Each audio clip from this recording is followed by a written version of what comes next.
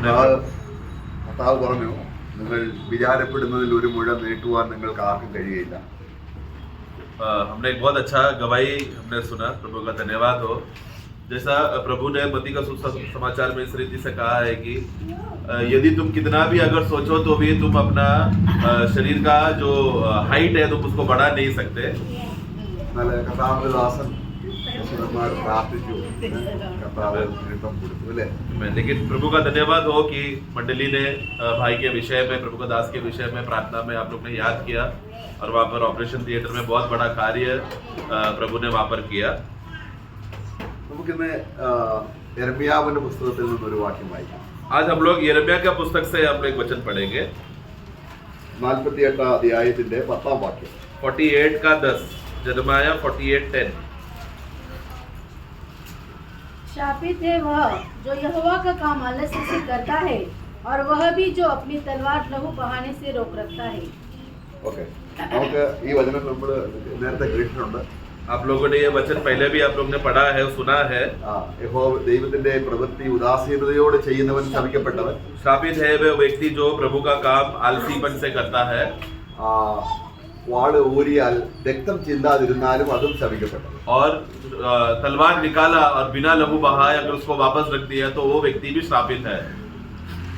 നമ്മളിത് പെട്ടെന്ന് നമ്മളോടുള്ള പ്രവൃത്തിയിൽ നമ്മളെ ഉദ്ദേശിച്ച് പറയുന്നത് കൊണ്ട് ഒരു പ്രവചന നിവൃത്തിയായിട്ട് ഈ വചനത്തെ സാധാരണ എടുക്കാറില്ല. तो हम लोग जब ये वचन पढ़ते समय में ये हमारे संबंध के विषय में या हमारे कार्य के संबंध के विषय में एक भविष्यवाणी के रीति से बोला रहेगा करके ऐसा हम लोग वो अर्थ से नहीं पढ़ते हम लोग। ദൈവവചനത്തിന് എപ്പോഴും ഒരു രണ്ട് വശമുണ്ട്. प्रभु का वचन को जब भी हम पढ़ते समय में उसको दो पहलू रहता है। ഒന്ന് നമ്മളോടുള്ള ബന്ധത്തിലും ശരിയാണ്, एक तो ये हमारे संबंध के लिए भी बात करता है, എന്നാൽ ഇത് അക്ഷരാർത്ഥത്തിൽ അത് പ്രവചനപരമായി നിറവേറേണ്ടത് കർത്താവായ യേശു ക്രിസ്തുവിനാണ്. परंतु ये अक्षर सहित जो ये वचन जो अक्षर सहित वाक्य सहित लिखा हुआ बात ये डायरेक्ट संबंध में यीशु मसीह के विषय में जो भविष्यवाणी लिखा गया है उनके विषय में अक्षर सहित पूरा हो जाए उस रीति से भी बाइबल लिखा गया है। അപ്പോൾ ഇവിടെ വാളെന്ന് പറയുമ്പോൾ പെട്ടെന്ന് നമുക്ക് ഉണ്ടാകുന്ന ചിന്ത അത് തിരുവചനമാണ്. ശരിയാണ്, കർത്താവിന്റെ വചനം ഇരുവാട്ടിലുള്ള വാളാണ്. तो तलवार करके जब पढ़ते समय में स्वाभाविक रीति से हमें जल्दी से हमें इब्रानी का पुस्तक का वचन याद आकर बोलते हैं कि शायद ये प्रभु का वचन के बारे में बोला होगा करके, जो हम सही भी है क्योंकि वचन में लिखा है कि परमेश्वर का वचन एक तेजधारी दोधारी तलवार है करके हम पढ़ते भी है। അപ്പോൾ അവിടെ നമ്മൾ ആദ്യം അത് ഈ വാളെന്ന് പറഞ്ഞാൽ അത് വേറെ അർത്ഥവും കൂടെ അതിനുണ്ട്. വാളെന്ന് പറഞ്ഞാൽ परंतु तलवार करके यहाँ पर पढ़ते समय में उसका और एक अर्थ भी है. എന്താണെന്ന് പറയാമോ? कोई बोल सकता है क्या? വചനമാണെന്ന് മാത്രമാണ് നമ്മൾ ചിന്തിക്കുന്നത് കൊണ്ടാണ് നമ്മുടെ ഉള്ളിലേക്ക് ആ ചിന്ത വരുന്നത്. तो हम लोग क्योंकि ये हमेशा हम लोग वचन ही है करके सोचते हैं, इसलिए वही अर्थ हमेशा मन में रहता है. തിരുവചനത്തിൽ അങ്ങനെയല്ല, വേറെ അർത്ഥവും കൂടെ ഉണ്ട്. परंतु जब अगर वचन को अगर हम लोग ध्यान करेंगे, अभ्यास करेंगे तो तलवार का और एक अर्थ भी है. ആ അർത്ഥത്തിലാണ് അത് കർത്താവിനോട് ബന്ധപ്പെട്ടിരിക്കുന്നത്. वो अर्थ में है, ये प्रभु के संबंध से बात करता है. അപ്പൊ ഇവിടെ നമുക്ക് വേണമെങ്കിൽ ആ വാക്യം വായിക്കാം. एक वाक्य हम पढ़ेंगे. അവിടെ നമ്മള് യെരമ്യാ തന്നെ 25ന്റെ 29 വാക്യം വായിക്കുമ്പോൾ यिर्मयाह 25 का 29 में हम पढ़ते हैं. यिर्मयाह 25:29. देखो, जो नगर मेरा कहलाता है मैं पहले उसी में विपत्ति डालने लगूंगा, फिर क्या तुम लोग निर्दोष ठहर के बचोगे? तुम निर्दोष ठहर के न बचोगे, क्योंकि मैं पृथ्वी के सब रहने वालों पर तलवार चलाने पर हूँ. सेनाओं की അതെന്താണ്? इसका मतलब क्या है? എന്റെ ജനത്തിന്മേൽ ഞാൻ ന്യായവിധി അയച്ചുവെങ്കിൽ, अगर मेरे लोगों के ऊपर ही अगर मैंने न्याय लाया है तो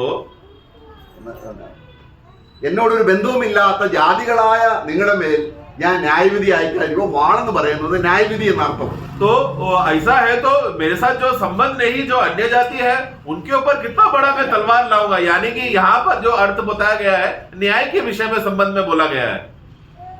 അപ്പോൾ ഇത് കർത്താവിനോടുള്ള ബന്ധത്തിൽ എങ്ങനെയാണ്? നമുക്കറിയാം, ശിമോനെ കർത്താവായ യേശുവിനെ ദേവാലയത്തിൽ കൊണ്ടുവന്നപ്പോൾ ശിമോൻ എന്ന് പറയുന്ന ദൈവദാസൻ കർത്താവിനെ എടുത്ത് വാഴ്ത്തി ദൈവത്തിന് നന്ദി പറഞ്ഞു. നിന്റെ രക്ഷയെ എന്റെ കണ്ണ് കണ്ടുവല്ലോ तो हम लोग ये तलवार का ये संबंध में किस रीति से हम लोग यह न्याय का संबंध में यीशु के साथ कैसा हम लोग इसके साथ लागू कर सकते हैं करके ये बात को हम देखेंगे।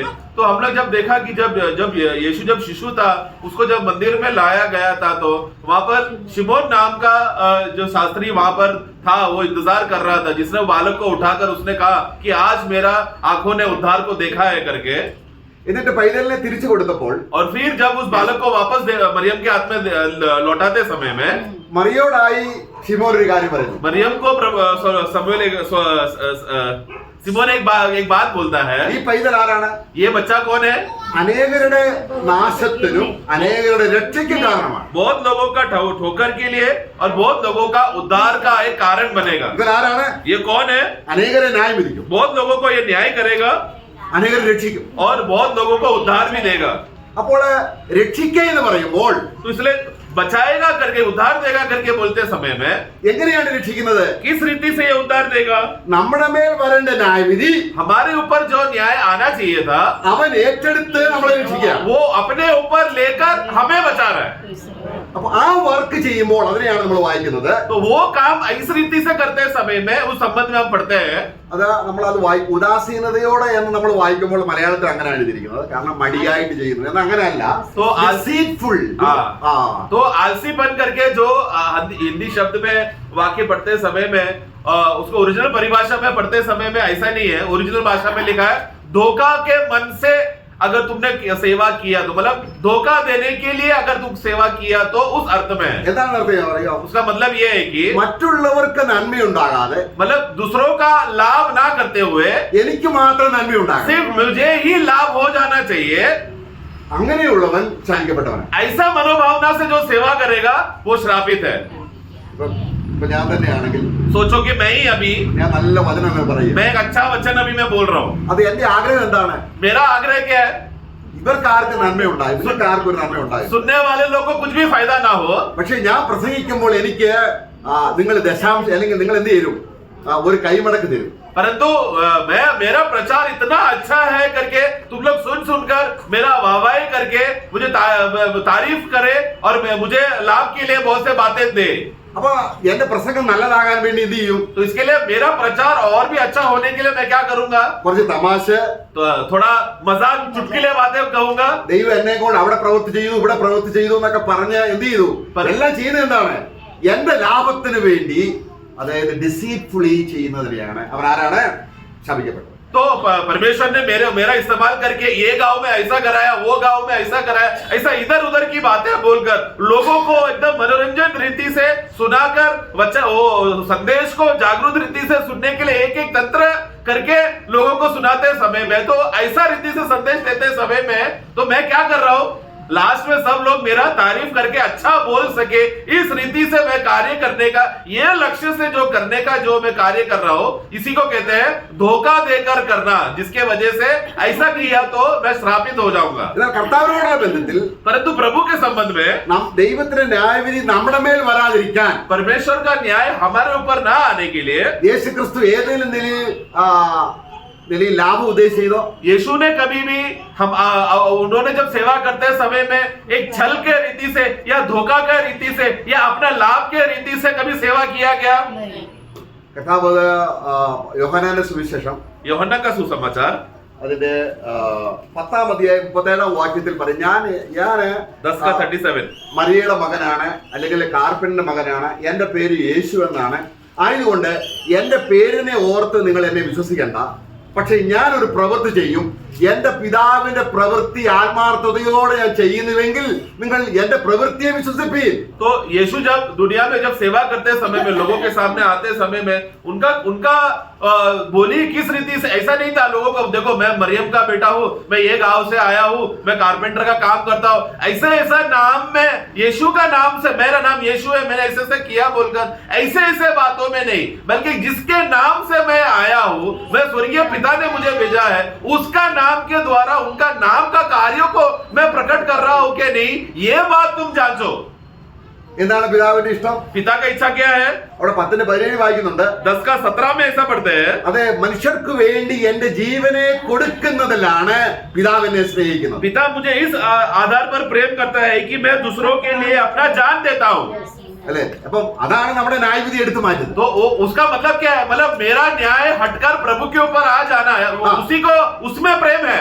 അങ്ങനെ അവന്റെ ആ ന്യായവിധി ഏറ്റെടുത്തപ്പോൾ इसलिए उस रीति से जब हमारा न्याय को प्रभु ने जब ले लिया, ദൈവത്തിന്റെ വാൾ അവന്റെ മേൽ വന്നു. तो परमेश्वर का न्याय का जो तलवार प्रभु यीशु के ऊपर आया, അപ്പോൾ അവൻ രക്തം ചിന്തി. तब उनको लहू बहा। യേശു അനുഗ്രഹിക്കപ്പെട്ടവനല്ലേ? तो यीशु आशीषित है ना? ആ അനുഗ്രഹം നമുക്ക് ലഭിച്ചില്ലേ? वो आशीष का लाभ, परिणाम, फायदा हमें भी हुआ कि नहीं? അപ്പോൾ യേശു വഞ്ചകനാണോ? तो अभी ऐसा इतना अच्छा काम किया है, तो क्या यीशु धोखा देने वाला व्यक्ति है क्या? പക്ഷേ നമുക്ക് അങ്ങനെ തോന്നും പലപ്പോഴും. परंतु हमें कभी कभी ऐसा लगता है। നമ്മളെ ആ പരീക്ഷന്മാർ അന്ന് തിരുവചനം കയ്യിലുള്ളവർ, उन दिनों में जिन्होंने वचन को अच्छी रीति से संभाल कर रहने वाला जो फरीसी शास्त्री लोग, അവര് കർത്താവായ യേശു ക്രിസ്തുവിനെ പീലാത്തോസിന്റെ കയ്യിൽ ഏൽപ്പിച്ച് കർത്താവിനെ ക്രൂശിച്ച് അവരെ അടക്കം ചെയ്തു. उन लोग ने क्या किया? झूठा गवाही लिया और यीशु को पकड़वाया, पिलातुस के पास लाया और झूठा गवाही देकर उसको गुनहगार ठहराया, और फिर उन्होंने क्या किया? उसको क्रूस में मारा। क्रूस में उसको हत्या, क्रूस में करने के बाद फिर उसको वो यीशु को खत्म किया। 26 മത്തായി 27:63 വാക്യത്തിൽ मत्ती का सुसमाचार उसका 27 का 63 में हम पढ़ते हैं। 63 हे महाराज, हमें स्मरण है कि उस भरमाने वाले ने हाँ। जब वह जीवित था कहा था, मैं 3 दिन के बाद जी उठूंगा। ഓക്കെ, അവിടെ 63 में, सॉरी। അവിടെ കർത്താവിനെ അവർ വിളിക്കുന്നത് എങ്ങനെയാണ്? वो लोग यीशु को कैसा बुला रहे हैं? भरमाने वाला। भरमाने वाला। പീലാത്തോസിനെ വിളിക്കുന്നത് എങ്ങനെയാണ്? और पिलातुस को कैसा बुला रहे हैं? 63 फिर से पढ़ो। हे महाराज, हे महाराज या हे स्वामी।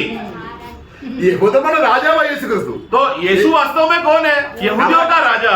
18 അധ്യായത്തിൽ യോഹന്നാൻ 18 അധ്യായത്തിൽ യോഹന്നാൻ 18 में हम पढ़ते हैं, പീലാത്തോസ് ചോദിക്കുകയാണ്, पिलातुस पूछ रहा है, നീ യഹൂദന്മാരുടെ രാജാവോ? क्या तू यहूदियों का राजा है क्या? യഹൂദന്മാരെ കേട്ടോ, അപ്പൊ ഈ പരീക്ഷന്മാരെ ചുറ്റി നിൽക്കുകയാണ്. तो ये सब यहूदी लोग, फरीसी लोग सब चारों तरफ घेरे हुए हैं। यीशु का जवाब सुन रहे हैं वो लोग। ഞാനാകുന്നു. यीशु ने जवाब दिया, मैं हूँ। അവരാണ് ഇവിടെ പറയുന്നത്, तो वो लोग जो गवाही सुना और वो सच्चा मसीहा को राजा मानना चाहिए था, वही लोग पिलातुस को राजा करके, प्रभु करके, स्वामी करके बोल रहा है। അവിടെ യഹൂദന്മാരുടെ രാജാവാണല്ലോ എന്ന് വിചാരിച്ച് അദ്ദേഹത്തിന് പീലാത്തോസിന് ഭയം വന്നിട്ട് എങ്ങനെയെങ്കിലും രക്ഷിക്കാൻ നോക്കുക. तो अभी ये जब ये साबित हो रहा था कि यीशु यहूदियों का राजा है करके, इसलिए पिलातुस घबरा कर अपना पदवी बचाने के लिए वो कैसा भी करके यीशु को बचाने के लिए रास्ता, उपाय ढूंढ रहा था। പീലാത്തോസിന് ഈ തിരുവചനമില്ല. पिलातुस के पास प्रभु का पवित्र शास्त्र नहीं है। എന്നാൽ പീലാത്തോസിനെ രാജാവെന്ന് വിളിച്ച ഈ യഹൂദന്മാരുടെ കയ്യിൽ, പുരോഹിതന്മാരുടെ കയ്യിൽ, ശാസ്ത്രന്മാരുടെ കയ്യിൽ എന്തുണ്ട്? परंतु ये लोग जो शास्त्री और जो उधर के अधिकारी फरीसी लोग जो पिलातुस को राजा बुला रहे हैं, उन लोगों के हाथ में पवित्र शास्त्र, परमेश्वर की वाणी, भविष्यवाणी सब बातें उनके हाथों में है। അന്നത്തെ മഹാപുരോഹിതൻ പറഞ്ഞതാണ്, उस समय का महायाजक ने कहा था, എന്താണ്? क्या ജനത്തിനു വേണ്ടി अगर कोई लोग के जनता के लिए ദൈവം ഒരു മനുഷ്യനെ അയക്കും. परमेश्वर एक जन को भेजेगा। തന്നെയല്ല, उतना ही नहीं, ചെതറിയിരിക്കുന്ന ദൈവജനത്തെ ഒരുമിച്ച് ചേർക്കുവാൻ, तितर बितर हुए प्रभु के लोगों को इकट्ठा करने के लिए എന്നിട്ടും അവർക്ക് വിശ്വാസമായില്ല. वो एक आदमी आएगा करके ये उस समय का महायाजक ने बोला था, तो भी उस समय के लोगों को यीशु ही वो व्यक्ति है करके बोध नहीं हुआ, उस पर विश्वास नहीं किया। അപ്പൊ നമ്മൾ എന്താ വായിച്ചത്? अभी हमने क्या पढ़ा? ഡിസീറ്റ്ഫുൾ ആയിട്ട് ജനത്തിന് വേണ്ടി ഒരു കാര്യം ചെയ്യാൻ അവൻ ശപിക്കപ്പെട്ടവൻ. जो श्रापित है व्यक्ति, जो धोखा के रीति से किसी को धोखा देने के उद्देश्य से सेवा करने वाला व्यक्ति श्रापित है। യേശുവിനെ അവരെങ്ങനെ വായിച്ചത്? यीशु के विषय में क्या गवाही दिया? ഇത്ര നല്ല പ്രവൃത്തി ചെയ്തു, इतना अच्छा काम करने के बाद भी നമ്മുടെ മേൽ വരേണ്ട ദൈവത്തിന്റെ ന്യായവിധി വാൾ हमारे ऊपर परमेश्वर का न्याय का तलवार जो हमारे गले के ऊपर था, അത് യേശു എടുത്തു മാറ്റിയിട്ട് उसको हटाकर यीशु ने अपने में ले लिया। യേശുവിനെ വിളിക്കുന്നത് യാജൻ അല്ലെങ്കിൽ ചതിയൻ എന്നും, फिर भी ये लोग यीशु को क्या बुला रहे हैं? वो भरमाने वाला, वो धोखा देने वाला व्यक्ति ने ऐसा किया। ഇനിയും നമ്മള് കർത്താവിന്റെ ആ വേല നമ്മൾ യഥാർത്ഥമായിട്ട് നമ്മൾ നോക്കുമ്പോൾ इसलिए प्रभु का उस काम को जब हम देखते समय में യശാവിന്റെ പുസ്തകം 53 അധ്യായത്തിന്റെ 1-ാം വാക്യത്തിൽ എന്താ വായിക്കുന്നത്? Isaiah 53 का 1 में हम क्या पढ़ते हैं? പ്രവചനാത്മാവിൽ നിറഞ്ഞിട്ട് യശാവ് പറയുകയാണ്, भविष्यवाणी का आत्मा से भरकर यशायाह कहता है താക്കോട്ടിനി പറയാൻ പോകുന്ന കാര്യങ്ങൾ नीचे की बातों को बोलने के लिए ആര് വിശ്വസിക്കും? ये नीचे लिखी हुई बातों को कौन विश्वास करेगा? ആര് വിശ്വസിക്കും? कौन विश्वास करेगा? 53 का एक में कहता है യേശുവിന്റെ പ്രവൃത്തി ആര് വിശ്വസിക്കും? यीशु का कामों को कौन विश्वास करेगा? അവിടെ അപ്പോൾ നമ്മുടെ ന്യായവിധി യേശു എടുത്തു മാറ്റിയതിൽ നമ്മൾ യേശുവിനെ ചതിയെന്നല്ല, നമ്മളെ അവനെ യജമാനെന്ന് വിളിച്ച് ഈ കർത്താവ് തന്നെ അവിടെ പിന്നെ നമ്മൾ തുറന്ന് വായിക്കുന്നുണ്ട്. കർത്താവ് പുനരുദ്ധാനം ചെയ്ത് കഴിഞ്ഞപ്പോൾ കർത്താവ് മരിച്ചത് എന്നെ രക്ഷിക്കാനാണെന്ന് കണ്ട സ്ത്രീകൾ കാൽ പിടിച്ച് യജമാനെ എന്ന് വിളിച്ചവനെ ആരാധിച്ചു. इसके लिए प्रियो ये यीशु असलियत में ये यीशु कौन है करके उसका असली पहचान हमें होना चाहिए. ये धोखा देने वाला या भरमाने वाला व्यक्ति नहीं, बल्कि हमारा प्रभु और स्वामी है करके, आराधना का योग्य है करके ये बात का बोध हम सबको वो पहचान में होना चाहिए. जिसका विषय में हम लोग आगे नीचे का वाक्यों में हम लोग आगे बढ़ते समय में हम देखते हैं कि सवेरे जब स्त्रियों ने जब यीशु को पुनरुत्थान का दिन में वो लोग देखा तो वो लोग सब लोग दंडवत करके प्रभु का पैर छूकर आराधना कर रहे थे. നമ്മുടെ മേൽ വലിയൊരു ഉത്തരവാദിത്വമുണ്ട്. हमारे ऊपर एक बहुत बड़ा जिम्मेदारी है. യേശു വിശ്വസ്തനെങ്കിൽ, यीशु अगर विश्वास योग्य है तो, നമ്മുടെ ന്യായവിധി എടുത്തു മാറ്റിയെങ്കിൽ, या उन्होंने अगर हमारा न्याय को हटा लिया है तो, പുനരുദ്ധാന ദിവസം രാവിലെ വന്നിട്ട് तो पुनरुत्थान का दिन सवेरे ही അവനെ കാല് പിടിച്ച് വന്നിച്ചവനെ ആരാധിക്കുക. उनका हम लोग दंडवत करके उनका पैरों को छूकर हम लोग उनको दंडवत करके उसको स्तुति करना है और नमन करना है. കാരണം ആത്മാവിൽ അവൻ നാമം വിളിക്കുന്ന ആരും യേശു ശപിക്കപ്പെട്ടവെന്ന് പറയില്ല. കാരണം അവൻ ദൈവത്തിനെ ന്യായവിധി ചുമന്നു, രക്തം ചിന്തി നമ്മളെ അവൻ രക്ഷിച്ചു. आमेन. क्योंकि आत्मा का बोध्य में जो कोई भी एक व्यक्ति आ जाता है तो वो कभी भी यीशु तू श्रापित है करके नहीं बोलेगा, क्योंकि यीशु ने जो बड़ा कार्य हमारे ऊपर का न्याय को हटाकर हमें बचा लिया है करके ये आत्मा हमें बोध्य कराता है. എത്ര വ്യക്തമായിട്ടാണ് ദൈവാത്മാവ് കർത്താവ് ചെയ്ത പ്രവൃത്തി നമ്മൾ കാണിച്ചത്. कितना स्पष्ट रीति से पवित्र आत्मा हमें प्रभु का कार्यों को हमारे अंदर हमें बताता है. ഈ പ്രവൃത്തിയെ കുറിച്ച് നമ്മള് 13 അധ്യായം 40-ാം വാക്യം, ഇത് വിശ്വസിക്കാത്തവൻ നശിച്ചു പോകും. ഏത്? ഞാൻ നിങ്ങളുടെ കാലത്ത് ഒരു പ്രവൃത്തി ചെയ്യും, അത് വിശ്വസിക്കാത്തവൻ ലജ്ജിച്ച് നശിച്ചു പോകും. ആക്സ് 13-40 വാക്യം. प्रेरितों का कार्य 13 का 40 में हम लोग पढ़ते समय में, इसलिए प्रभु ने वहां पर एक गवाही उस वचन में दिया था. पढ़ना हाँ, ऐसा न हो कि जो भविष्योक्ताओं की पुस्तक में उसका 41 में मैं पढ़ना. निंदा करने वालों, हाँ. देखो और चकित हो और मिट जाओ, हाँ. क्योंकि मैं तुम्हारे दिनों में एक काम करता हूँ, हाँ. ऐसा काम कि यदि कोई तुमसे उसकी चर्चा करे तो तुम कभी विश्वास न करोगे. तो एक ऐसा काम जो करने वाला है करके ये बात कौन हमें बताएगा, विश्वास करवाएगा? पवित्र आत्मा हमारे अंदर विश्वास कराएगा. അപ്പൊ യേശു അനുഗ്രഹിക്കപ്പെട്ടവനാണെന്ന് ഏറ്റു പറയുന്നത് നമ്മള് 1 Corinthians 12 അധ്യായത്തിൽ ഏറ്റവും വലിയ പരിശുദ്ധാത്മാവിന്റെ അനുഗ്രഹം, ആത്മാവിൽ ഒരാള് ദൈവത്തെ യേശുവിനെ കർത്താവെന്ന് വിളിച്ചാൽ യേശു അനുഗ്രഹിക്കപ്പെട്ടവരെന്നേ പറയത്തുള്ളൂ. इसके लिए प्रभु हमारा प्रभु यीशु मसीह आशीषित है करके या धन्य है करके ये अवस्था उन्हीं लोगों को है. 1 कोरिन्थी 12:3 में पढ़ते समय में पवित्र आत्मा के मदद के द्वारा ही या पवित्र आत्मा के अधीन में रहने वालों को ही यीशु कितना धन्य है करके वो बात का वो बोल पाएगा. അവന്റെ നാമം വിളിക്കുമ്പോൾ उनका नाम को जब पुकारा जाते समय में അവന്റെ കാലിൽ പിടിച്ച് നമസ്കരിക്കത്തക്ക രീതിയിലുള്ള ഒരു വിധേയത്വമുണ്ട്. उनको पैरों को पकड़कर दंडवत कर गिरकर नमन करने का एक अवस्था विश्वासियों के अंदर आ जाता है. കാരണം അത് വെറുതെ കർത്താവെ കർത്താവ് എന്ന് വിളിക്കല്ല. हम लोग ऐसे यूं ही हे प्रभु नहीं पुकार रहा. നീ വിശ്വസ്തനാണ്, तू विश्वास योग्य है, നീ നീതിമാനാണ്, तू धर्मी है, നീ വിശുദ്ധനാണ്, तू पवित्र है, എനിക്ക് വേണ്ടി നീ ചെയ്ത പ്രവൃത്തി और मेरे लिए जो भी काम आपने किया നിന്റെ നാമത്തോട് ചേർത്ത് വായിക്കുന്നു. तेरा नाम के साथ में पुकार कर मैं पढ़ता हूँ. അവന്റെ പേരിനോട് ചേർത്ത് അവന്റെ പ്രവൃത്തിയും കൂടെ വരുമ്പോഴാണ് നമുക്ക് ആരാധന നമ്മുടെ ഹൃദയത്തിലുള്ളത്. Amen. उनके नाम के साथ साथ उनका काम भी क्या है करके जब हम लोग होठों से अंगीकार करते समय में है सच्चा आराधना प्रकट होता है. അവിടെ ആ സഹോദരന്മാർ കർത്താവിന്റെ കാലിൽ പിടിച്ചതായി നമ്മൾ വായിക്കുന്നു. वो बहनों ने जब यीशु का पैर को पुनरुत्थान के दिन में पकड़ा करके हम पढ़ते समय में നമ്മളവിടെ मत्ती का 28 അധ്യായത്തിന്റെ 10-ാം വാക്യം വായിക്കുന്നു. 28 का 10 मैथ्यू 28:10 तब यीशु ने उनसे कहा, मत 9 में ऊपर का वाक्य. उन्होंने पास आकर उसके पाँव पकड़कर उसको दंडवत किया. Okay, yes. നമുക്ക് ഈ കാല് പിടിക്കുക എന്ന് പറയുമ്പോൾ നമ്മുടെ ഉള്ളിൽ ഒരു ധാരണ, കാരണം നമ്മൾ പല വചനങ്ങളും നമ്മളേതായിരിക്കുന്ന ചിന്തയിലൂടെ നമ്മൾ ചിന്തിക്കാറുണ്ട്. हम लोग जब भी वचन पढ़ते समय में अधिकतर हम लोग हमारा संस्कृति और हमारा अंडरस्टैंडिंग और हमारा भाषा के बहुत से बातों को हम लोग समझकर हम लोग बाइबल पढ़ते हैं. उदाहरण के लिए पैर पकड़ना करके भी एक अर्थ को हम लोग कैसा समझते हैं. ഈ കേരളത്തിലൊക്കെ ഇലക്ഷന്റെ സമയത്ത്, മഹാരാഷ്ട്രയിലാണെങ്കിൽ ഇല്ല, ഈ പൊളിറ്റീഷ്യൻസ് വന്നിട്ട് ഈ വോട്ട് അവരുടെ കാല് तो ये വോട്ട് കിട്ടും. वोटिंग के समय में केरला में ऐसा होता है, महाराष्ट्र में होता है कि मालूम नहीं, तो वो लोग जनता के पास आकर पैर पकड़ते हैं, विनती करते हैं कि मुझे वोट करना करके. കാരണം നമ്മൾ ഒരാളെ സ്വീകരിക്കുന്നത് കൈ കൊടുത്താണ്. हम लोग जब किसी व्यक्ति को स्वीकारते समय में हम लोग हाथ देकर स्वीकारते हैं. കാലെ പിടിക്കുക എന്ന് പറഞ്ഞാൽ, परंतु पैर पकड़ना मतलब ആ വ്യക്തിയുടെ ഏറ്റവും നീചമായ, ഏറ്റവും മോശപ്പെട്ട ഒരു ഭാഗമാണ് പാദം. पैर जब भी हम बोलते हैं समय में क्या, वो व्यक्ति का देह का अंग में से सबसे नीचा और सबसे गंदा होने वाला या अशुद्ध भाग है करके हम लोग देखते हैं. നമ്മൾ കാല് കൊടുത്ത് ആരെയും സ്വീകരിക്കാറില്ലല്ലോ. हम लोग पैर देकर किसी को घर को स्वीकारते नहीं है ना. അപ്പൊ കാല് പിടിക്കുക എന്ന് പറഞ്ഞാൽ എന്താണ്? परंतु पैर पकड़ना मतलब क्या, ഞാൻ അത്രത്തോളം താഴുന്നു. मैं उतना मैं नीचे झुकना चाहता हूँ. ഈ ആശയത്തിലാണോ സഹോദരിമാർ യേശുവിനെ കാലെ പിടിച്ചത്? क्या उस अर्थ में थे क्या वो बहन लोगों ने पैर पकड़ा यीशु का? യേശുവിന്റെ ശരീരത്തിൽ ഏത് ഭാഗമാണ് ഹീനമായിട്ടുള്ളത്? प्रियो, यीशु का देह के सामने, यीशु का देह को सर से लेकर पैर तक उनका देह का कौन सा अंग अशुद्ध है या निचला गंदा वाला अशुद्ध भाग ऐसा अंग है क्या यीशु को?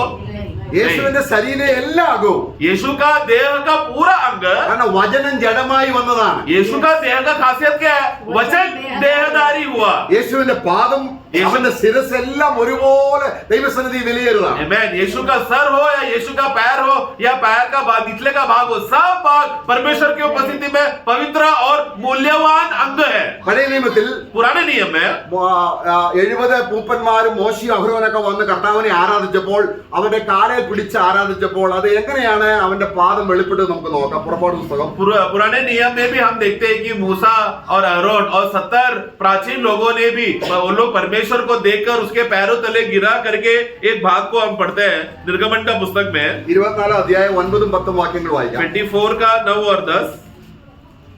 तब मूसा, हारून, नादाब, अबीहू और इसराइलियों के 70 पुरनिये ऊपर गए और इसराइल के परमेश्वर का दर्शन किया और उसके चरणों तले हाँ। नीलमणि का चबूतरा सा कुछ था जो आकाश के तुल्य ही स्वच्छ था.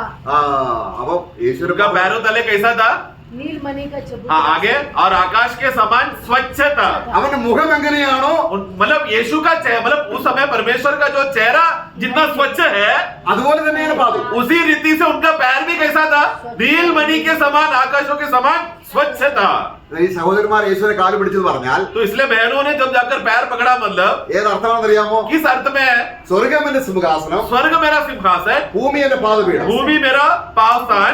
കർത്താവ് പുണ്യദാനം ചെയ്തിട്ട് പറഞ്ഞു, इसलिए यीशु पुण्यदान के बाद कहा, സ്വർഗത്തിലെയും ഭൂമിയിലെയും സകല അധികാരം. ആ കർത്താവിന്റെ പാദപീഠം എന്ന് കാണിക്കുന്നത് അധികാരത്തെയാണ്. तो स्वर्ग और भूमि का सारा अधिकार मुझे दिया गया है, वो सबको मैंने मेरे पैरों तले लाया है. मतलब क्या, सारा अधिकार मेरा है करके. तो वो अधिकार को के सामने दंडवत किया है करके वो अर्थ में है. उनका पैर को छुआ, मतलब पैर मतलब उनका अधिकार को दिखाता है. കർത്താവായ യേശു അധികാരമുള്ളവനാണ്. यीशु मसीह कौन है? अधिकार से भरा हुआ व्यक्ति है. നമ്മൾ കർത്താവെ എന്ന് വിളിക്കുമ്പോൾ എങ്ങനെയാണ്? हम लोग जब प्रभु करके बोलते समय मतलब क्या है? ആ മുഴുവൻ അധികാരവും കൈവശമുള്ളത് അവനിലാണ്. मतलब सारा अधिकार सर्वसम्मिलित उस प्रभु, उस यीशु पर है, यीशु में है. നമ്മൾ എഫെസ്യ ലേഖനം 1:20 പോലുള്ള വാക്യങ്ങൾ വായിക്കുമ്പോൾ, एफिसों 1 का 20 से जब हम पढ़ते समय में, ദൈവം परमेश्वर ने സ്വർഗത്തിലുള്ളതും स्वर्ग का, ഭൂമിയിലുള്ളതും भूमि का, എല്ലാം യേശുവിന്റെ പാദപീഠത്തിൽ കൊടുത്തു. सभी अधिकारियों को, सभी अधिकार को उसके पैरों तले रख दिया है. എവിടെ കൊണ്ടുവന്നു? कहाँ रखा? उसके पैरों तले. हाँ, യേശുവിന്റെ കാൽക്കൽ. यीशु का पैरों तले ഇത് रखकर. പറഞ്ഞ എന്താണ്? उसका मतलब क्या है प्रियो? അക്ഷരീയമായ കാലിന് കീഴെന്നാണോ? मतलब शारीरिक रीति से एक स्वर्ग में एक पैर है और सारा अधिकार वो पैर के सामने, ऐसा है क्या? യേശു ക്രിസ്തുവിന്റെ അധികാരമാണ്. मतलब सब कुछ ये दुनिया में दिखने वाला सब बातें यीशु का अधिकार में आ चुका है. मतलब यीशु उसके ऊपर प्रभुत्व करता है. യേശുവിനെ കർത്താവേ എന്ന് വിളിക്കുമ്പോൾ जब यीशु को हम प्रभु करके जब पुकारते हैं, അതിന് അധികാരമില്ലാത്തവർ എന്നുള്ള രീതിയിൽ ഒരുപാട് പ്രാവശ്യം വിളിച്ചിട്ട് കാര്യമില്ല. ഒറ്റ പ്രാവശ്യം വിളിച്ചാൽ മതി കർത്താവേ, കാരണം അവൻ അധികാരമുള്ളവനാണ്. हम लोग बहुत बार प्रभु प्रभु प्रभु करके बोलते समय में ऐसा पुकार रहे मानो इसमें कोई भी प्रभुत्व अधिकार नहीं. परंतु प्रिय वैसा नहीं, हमें बार बार पुकारना है. हम एक ही बार में सच्चा मन से ये मानकर कि सारा अधिकार प्रभुत्व इसी में है करके उस नाम पे हमें बुलाना है. മത്തായി സുവിശേഷം 8-ാം അധ്യായത്തിന്റെ 8-ാം വാക്യം നമ്മൾ വായിക്കുന്നുണ്ട്. സദാധിപൻ, मत्ती का पुस्तक 8 में वहां पर वो शताब्दी इस किसी से कहता है, ഈ സദാധിപന്റെ വൃത്തിന് അസുഖം വന്നപ്പോൾ जब वो अधिकारी को दास को जब बीमारी आया, അപ്പം അദ്ദേഹത്തിന്റെ വീട്ടിലേക്ക് കർത്താവ് പോകാൻ ശ്രമിക്കുകയാണ്. तो अभी उसका घर पे बुलाने के लिए न्योता के लिए गया. അദ്ദേഹം ആ സദാധിപൻ എന്ത് ചെയ്തു? अधिकारी ने क्या कहा? मेरे घर पे नहीं आने के सूबेदार ने लिए उत्तर दिया, हाँ. हे प्रभु, मैं इस योग्य नहीं हाँ. कि तुम मेरे छत के तले आए. ആ എന്റെ വീട്ടിൽ വരാൻ आप मेरे घर में आने के लिए ആ, उतना बड़ा योग्य मैं नहीं हूँ. എന്താണ്? पर क्यों? യേശു ക്രിസ്തുവിനുള്ള അധികാരം ഒരു മനസ്സിലാക്കി. कि वो अधिकारी ने, सूबेदार ने यीशु कितना बड़ा अधिकारी है करके उसने पहचान लिया. ഞാനും ഒരു സദാധിപനാണ്. मैं भी एक अधिकारी हूँ. എന്റെ കീഴിലുള്ള ആളോട് പോകാൻ പറഞ്ഞാൽ പോകുന്നു, मेरे नीचे के रहने वाला दास को अगर मैं जा बोला तो वो जाएगा, വരാൻ പറഞ്ഞാൽ വരും. आएगा बोला तो आएगा. എനിക്ക് ആ അധികാരമുണ്ടെങ്കിൽ मुझे ऐसा बोलने करवाने के लिए अगर मुझे अधिकार है तो നീയോ കർത്താവേ, आप है प्रभु, സർവത്തിന്റെ ഈ പ്രപഞ്ചത്തിന്റെ നാഥൻ, पूरा ब्रह्मांड का अधिकारी. നീ ഒരു വാക്ക് പറഞ്ഞാൽ പോരെ. आप एक शब्द बोल दो ना प्रभु. കർത്താവ് അത്ഭുതപ്പെട്ട് തിരിഞ്ഞു നോക്കും. प्रभु पलटकर अद्भुत होकर पलटकर देख रहा है. ഞാൻ ഇസ്രായേലിന് വേണ്ടിയാ വന്നത്. मैं इस्राएल के लिए आया था. അവരെന്നെ ചതിയെന്ന് വിളിക്കുന്നു. वो लोग मुझे धोखा देने वाला, भरमाने वाला बुलाता है. പക്ഷെ ഇവനോ परंतु इसने എന്റെ അധികാരം മനസ്സിലാക്കി. मेरा ये अन्य जाति ने मेरा अधिकार को पहचान लिया. കാരണം ദൈവത്തിന്റെ ന്യായവിധി क्योंकि परमेश्वर का न्याय അവൻ എടുത്തു മാറ്റിയപ്പോൾ जब उसने हमारे ऊपर से हटा दिया तो ദൈവം അവന് അധികാരം കൊടുത്തു. तब परमेश्वर ने यीशु को अधिकार दिया. ഈ അധികാരത്തോട് ബന്ധപ്പെട്ടാണ് പ്രിയമുള്ളവരെ നമ്മളെല്ലാം. उस अधिकार के साथ सहयोगी होकर है कलीसिया मंडली. കാരണം യേശു ചെയ്ത പ്രവൃത്തിയെ കുറിച്ചുള്ള നമ്മൾ കർത്താവേ എന്ന് വിളിക്കുമ്പോൾ സമസ്തവും അവന്റെ പാദപീഠത്തിൽ അധികാരത്തിന് കീഴിലാക്കി ഞാൻ നിന്റെ ഭൃത്യനാണ് കർത്താവേ എന്ന് പറഞ്ഞ് അവന്റെ അധികാരത്തെ മാനിക്കാനും ആരാധിക്കാനും നമുക്ക് കഴിയുന്നില്ല എങ്കിൽ യേശു വഞ്ചകനാണെന്നുള്ളൊരു നിലയിൽ നമുക്ക് ഒരു ആറ്റിറ്റ്യൂഡ് ഉണ്ട്. इसलिए प्रिय यीशु का प्रभुत्व में वो मेरा प्रभु है, वो मेरा स्वामी है करके पुकारते समय में वास्तव में वो एक बहुत बड़ा अधिकारी है, सर्वशक्त है, असार अधिकार का योग्य प्रभु. और वो ये बोध्य में अगर हम उसको प्रभु करके नाम पुकार कर और उस प्रभु के नाम में यीशु ने हमारे लिए क्या क्या कार्य करके हमें बचाकर हमें सुरक्षित संभाल कर रखा है करके ये बातों को ध्यान ना देते हुए ऐसे ही हम लोग यूं ही अगर हम लोग यीशु को प्रभु बोलकर एक रीत को हम लोग रिवाज को अगर पूरा करने देख रहे हैं तो मतलब क्या, हम भी वो फरीसियों से अलग नहीं है. हम भी यीशु को तू भरमाने वाला है करके ऐसा सोचकर ही यीशु को प्रभु बुला रहे हैं. കർത്താവ് നമ്മളെ ന്യായവിധി, ദൈവത്തിന്റെ ന്യായവിധി എടുത്തു മാറ്റി നമ്മളെ ദൈവമക്കളാക്കി ദൈവത്തോട് നിരപ്പിച്ച് സ്വർഗത്തിൽ പേരെഴുതി നമ്മളെ യോഗ്യരാക്കിയപ്പോൾ ഏതെല്ലാം നിലയിലുള്ള അനുഗ്രഹത്തിലേക്കാണ് കർത്താവ് നമ്മളെ കൊണ്ടുവന്നത്. जब यीशु ने उसका बलिदान के द्वारा हमें पापों से छुड़ाकर, हमें न्याय से हमें बचाकर, हमें उद्धार देकर, हमें स्वर्ग का अधिकार और पदवी देकर ये सब बातें कराकर स्वर्ग का कितना अद्भुत प्रकार का आशीष में हमें लेकर आया है. കർത്താവ് ശിഷ്യന്മാരോട് പറയുകയാണ്, प्रभु चेलों से कहता है, നിങ്ങൾ ലോകർ പ്രാർത്ഥിക്കുന്ന പോലെ പ്രാർത്ഥിക്കുന്നു. तुम लोग संसार के लोग जैसा प्रार्थना करते हैं समान वैसा प्रार्थना नहीं करना. നിങ്ങൾ പ്രാർത്ഥിക്കുമ്പോൾ तुम जब प्रार्थना करने जाओगे ഇവണ്ണം പ്രാർത്ഥിപ്പീൻ. इस रीति से प्रार्थना करना, സ്വർഗസ്ഥനായ ഞങ്ങളുടെ പിതാവേ. हे स्वर्ग के पिता. ഓ, സ്വർഗത്തിൽ ഞങ്ങൾക്ക് ഒരു പിതാവുണ്ടെന്ന്. मतलब क्या, स्वर्ग में एक पिता है, ആ നാമം വാഴ്ത്തപ്പെടണം. वो नाम का महिमा हो, നിന്റെ രാജ്യം വരണം. तेरा राज्य आए. വന്നാൽ ആർക്കാ ഗുണം? आया तो लाभ किसका? हमारा फायदा है ना. നോക്കണേ, എന്താ നമുക്കൊരു സിറ്റി അല്ല തരുന്നത്, प्रिय, हम लोग को एक छोटा नगर नहीं मिलने वाला है, പിന്നെ ഇതാണ് बल्कि क्या होगा, ഒരു രാജ്യം പ്രതിഫലമായി തരികയാണ്. विश्वासियों को एक राज्य ही मिल जाएगा प्रतिफल की रीति से। പക്ഷേ നമുക്ക് അതുവല്ല വിശ്വാസമുണ്ടോ? परंतु हमें ये सब बातों में विश्वास है क्या? കാര്യം എന്താണ്? नहीं है। क्यों? അവനൊരു വഞ്ചകനാണ്, അത് പറഞ്ഞൊന്നും കിട്ടത്തില്ല. क्योंकि वो तो നോക്കണം, वो भरमाने वाला है। मैं यीशु को जिस बात पर बोलकर मैं पुकार रहा हूँ, ये सब देने वाला नहीं है। वो एक धोखा देने वाला है बोलकर हम लोग एक मसीह जीवन जी रहे हैं। എത്രയോ വാഗ്ദാനങ്ങളുണ്ട്. कितना अनगिनत प्रतिज्ञाएं हैं। ഏത് വാഗ്ദാനവും ക്രിസ്തുവിൽ ഉവ്വ് എന്നാണ്. सारी यीशु में, प्रभु में जितना भी प्रतिज्ञाएं हैं वो सब हाँ है। പക്ഷെ എന്നിട്ട് നമ്മൾ ദുഃഖിതരാ. तो भी हम लोग निराशित है, ദുഃഖിതരാണ്, दुखी है, വിചാരപ്പെടുന്നു, हम लोग टेंशन लेते हैं ആകുല ചിന്ത. और अलग अलग नाना प्रकार का विचारे आते रहते हैं। അതെന്ത് കാണിക്കുന്നു? ये सब क्या दिखाते हैं प्रियो? ഈ പറഞ്ഞതൊക്കെ കള്ളമാണ്. ये सब पढ़ा हुआ और ये प्रतिज्ञाएं सब बोल रहे हैं ना, और जो वचन सुन रहे हैं ना, वो सब झूठ है। ദൈവത്തിന്റെ പുത്രനെ അവന്റെ വാക്കിന് വില കൊടുക്കാൻ നമുക്ക് കഴിയുന്നുണ്ടോ? क्या परमेश्वर का पुत्र का उनका बोली और उनका शब्द को, उनके वचनों को हम मूल्य देते हैं क्या?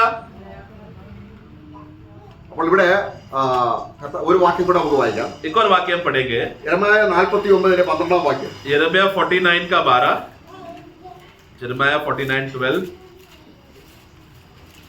क्योंकि यहोवा यो कहता है, देखो जो इसके योग्य न थे कि कटोरे में से पिए, उनको तो निश्चय पीना पड़ेगा। फिर क्या तू किसी प्रकार से निर्दोष ठहरकर बच जाएगा? तू निर्दोष ठहरकर न बचेगा, तूने अवश्य ही पीना पड़ेगा। നമുക്ക് ആ വചനം മനസ്സിലായോ? പാനപാത്രം എന്ന് പറഞ്ഞാൽ വാളെന്നാണ് അർത്ഥം. നമ്മൾ നേരത്തെ വായിച്ചു വാള, ന്യായം. यहाँ पर जो कटोरा करके प्याला में पियोगे करके बोलना है, उसका मतलब भी क्या है? न्याय को तुम लोग पियोगे, तलवार को तुम लोग सहोगे करके वो अर्थ में बोला है वहां पर। അപ്പോൾ അവിടെ ചില ട്രാൻസ്ലേഷൻ ന്യായവിധിയും തന്നെയാണ്. वहां पर कुछ परिभाषा में देखो तुम्हारे ऊपर न्याय का कटोरा आएगा करके ऐसा भी लिखा है। അത് അർഹതയില്ലാത്തവൻ കുടിച്ചു. और वो जो अयोग्य, जो योग्य नहीं थे, उन लोग ने पिया। അതിന്റെ അർത്ഥം എന്താണ്? मतलब क्या? യേശു പാപം ചെയ്തിട്ടുണ്ടോ? यीशु ने पाप किया क्या? യേശു ശിക്ഷിക്കപ്പെടണോ? ये इसलिए यीशु के ऊपर दंड आना चाहिए क्या? പിന്നെ യേശു എന്തിനാണ് അത് കുടിച്ചത്? फिर भी यीशु ने वो न्याय का तलवार का कटोरा क्यों पिया? കുറ്റം ചെയ്യാത്തവൻ, जो मतलब जिन्होंने कोई भी गुनाह नहीं किया, गलती नहीं किया, പാപം ചെയ്യാത്തവൻ, जिन्होंने कोई पाप नहीं किया, ദൈവത്തിന്റെ ന്യായവിധിയുടെ പാനപാത്രം കുടിച്ചുവെങ്കിൽ, अगर उन्होंने परमेश्वर का न्याय का उस कटोरे को अगर उन्होंने पी लिया है, तो പാപം ചെയ്തവൻ ദൈവ ന്യായവിധി കുടിച്ചിരിക്കും. मतलब ऐसा है, तो जिसने पाप किया है तो वो सचमुच पक्का परमेश्वर का न्याय का वो कटोरा पिएगा। കാര്യം എന്താണ്? कारण क्या है? എനിക്ക് വേണ്ടിയാണ് क्योंकि मेरे लिए നിഷ്കളങ്കനായ ക്രിസ്തു बेकसूर और निष्कलंक यीशु എനിക്ക് വേണ്ടി രക്തം ചിന്തിയ പാനപാത്രം കുടിച്ചു. मेरे लिए लहू बहाकर परमेश्वर का वो न्याय का कटोरे को पी लिया। എനിക്ക് വേണ്ടി ഇനി ന്യായവിധി ഇല്ല. जिसके वजह से ये, अगर मैंने ये विश्वास किया तो अभी मेरे ऊपर न्याय नहीं है। നമ്മളാണ് ആൾക്കാർ ഏത് എവിടെ നരകത്തിൽ പോകാൻ. यहाँ पर हम लोग, यहाँ पर कौन है? हम लोग योग्य लोग, मतलब वो कटोरा पीकर योग्य होकर नरक में जाने वाला योग्य लोग हम होना चाहिए, हमें। പക്ഷെങ്കിൽ അവർ വിധിച്ചത് എങ്ങനെയാണ്? परंतु यीशु को कैसे ऊपर विधि किया? ഇവൻ മരണയോഗ്യ. लोगों ने क्या कहा? ये मृत्यु का दंड का योग्य है। അവർക്കുള്ള ന്യായവിധി എന്താണ്? ऐसा है तो उनका फिर न्याय क्या होगा? ക്രൂശിൽ കിടന്ന കള്ളൻ, जो इसलिए वो क्रूस में रहने वाला वो चोर भी, അവന് അധികം സമയം കിട്ടിയില്ല യേശു ക്രിസ്തു ചതിയനല്ലെന്ന് വിശ്വസിക്കാൻ. मतलब उसको ज्यादा समय नहीं मिला, यीशु तू भरमाने वाला है करके, भरमाता है करके ऐसा विश्वास करके जीने के लिए ज्यादा समय नहीं मिला। യേശു ചതിയനല്ല. मतलब वो उसका विश्वास क्या था क्रूस में? यीशु तू धोखा नहीं देता, അവൻ എനിക്ക് വേണ്ടിയാണ് ചെയ്തത്. बल्कि ये जो सजा ले रहा है वो तो मेरे लिए ले लिया। അങ്ങനെ വിശ്വസിച്ചിട്ട് ജീവിക്കാൻ അധികം സമയം കിട്ടിയില്ല. ऐसा विश्वास, सच्चा विश्वास करके ज्यादा लंबा समय तक जीने के लिए उसको समय नहीं मिला। നമുക്കോ परंतु हमें 30-40 വർഷം കിട്ടിയിട്ടും അതിനെക്കുറിച്ചൊരു 30 साल 40 साल होकर हम लोग तो इतना समय से सुन रहे हैं कि यार यीशु धोखा नहीं देता, प्रेम करता है, न्याय से बचा है, लेकिन उसके लिए हम लोग आभारी मन से जी रहे हैं क्या?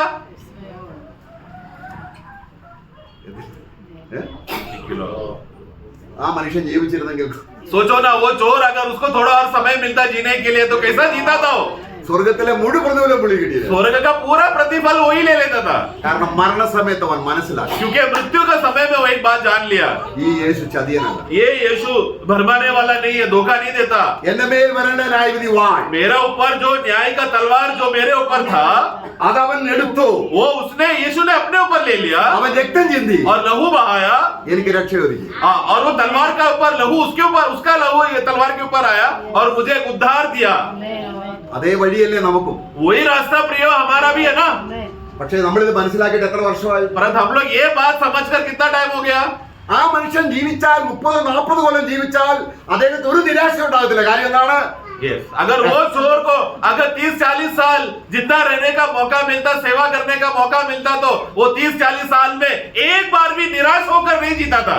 ഈ യാഥാർത്ഥ്യം നമ്മൾ മനസ്സിലാക്കി ये सत्य को हम लोग जानकर നമ്മൾ വചനം ഉപയോഗിക്കുമ്പോൾ जब वचन को जब हम लोग इस्तेमाल करेंगे, പൗലോസ് പറയാണ്, पौलुस कहता है ഇനി വചനം എന്ന വാളിലേക്ക് വരാം. अभी वचन जो तलवार है उस अर्थ में हम देखेंगे। 2 कोरिന്ത്യർ 2:17 വാക്യം വായിക്കുമ്പോൾ दूसरा कोरिन्थी 2:17 में പൗലോസ് പറയാണ്, पौलुस कहता है दूतों के समान नहीं, दूतों के समान नहीं, हाँ। जो परमेश्वर के वचन में मिलावट करते हैं, हाँ। परंतु मन की सच्चाई से और परमेश्वर की ओर से हाँ। परमेश्वर को उपस्थित जानकर നോക്കുക, मसीह ഞങ്ങൾ തിരുവചനത്തെ ഞങ്ങളുടെ ലാഭത്തിന് വേണ്ടി अडल्ट्रेट ചെയ്യുന്നവരായിട്ടല്ല. हम लोग पौलुस यहाँ पर क्या बोल रहे हैं? हम लोग जब वचन का इस्तेमाल करते समय में लोगों को धोखा देकर भरमाकर मिलावटी रीति से हम नहीं बोलते।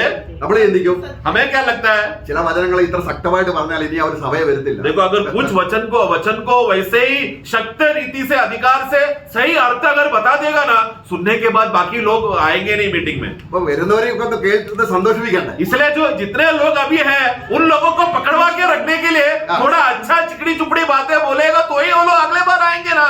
ഇല്ല, ऐसा नहीं प्रियो, ഞങ്ങൾ പറയുന്ന വചനം. परंतु हमने ऐसा नहीं किया। കാരണം ഗലാത്യർ എന്ത് ചെയ്തു? गलती के लोगों ने क्या किया? സത്യം പറഞ്ഞത് കൊണ്ട് പൗലോസിന് ശത്രുക്കളായി തീർന്നു. जब क्योंकि वो लोग प्रेरित लोगों ने सत्य बोला तो गलती के लोग पौलुस का शत्रु हो गया। ചിലരോട് പറയുകയാണ്, कुछ लोगों को कहने लगा ഈ വചനം വിശ്വസിക്കാത്തവർ അരനാഴിക പോലും ഞങ്ങൾ കീഴ്പ്പെട്ട് കൊടുത്തില്ല. हम लोग कुछ विषय में गवाही में ऐसा देते हैं कि जिन लोगों ने वचन को नहीं माना इनका सिक्के का एक भी शिक्कल का दाम को हम लोग ने लिया नहीं, उनके साथ हम लोग सहयोगी नहीं हुए। യേശുവിന്റെ പ്രവൃത്തിയെ ഒരു അയഞ്ഞ രൂപത്തിൽ എടുത്താൽ ഉപദേശപിശക് ഉണ്ടാവും. इसलिए ലാഭത്തിന് വേണ്ടി പ്രോസ്പെരിറ്റി ഹോസ്പിറ്റലിലേക്ക് പോകും. इसलिए प्रियो, यीशु का वचन का उनका जो वचन का जो खबर जो उसका वचन है उसका उपदेशों को अगर हल्के से अगर ले लिया तो ये वचन को हल्के रीति से बोला जाएगा, जिसका एक परिणाम क्या हो गया?